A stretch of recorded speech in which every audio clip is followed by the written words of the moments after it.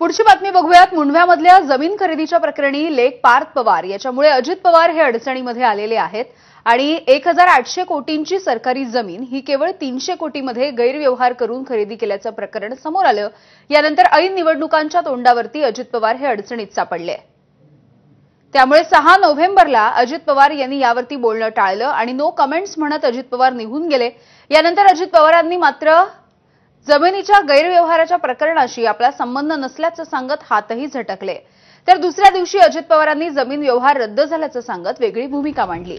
तर 8 नोव्हेंबरला अजित पवारांनी खरेदी खत कसं झालं असा सवाल करत या व्यवहाराविषयी काही प्रश्न देखील उपस्थित केले होते।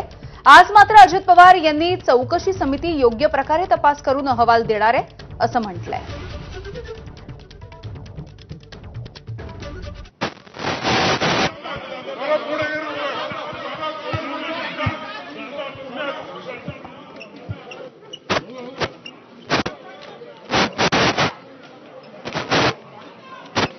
जे काही आता टीव्ही वेगवेगळ्या चॅनलला चाललेलं आहे त्याबद्दलची पूर्ण माहिती मला काही नाहीये। माझा त्या गोष्टीशी डायरेक्ट अजित पवार म्हणून दुरान्वयी देखील संबंध नाही। मला 35 वर्ष महाराष्ट्रातली जनता ओळखते। मला आज संध्याकाळी कळालं की ह्यामध्ये ते जे काही डॉक्युमेंट झालेले होते ते सगळे कॅन्सल करण्यात आलेले आहेत। जो काही व्यवहार झालेला होता तो कॅन्सल करण्यात आलेला आहे। एक तर व्यवहारच तसा व्यवहारच तो झाला नाही। खरं तर त्याचं खरेदी खतच व्हायला नको होतं।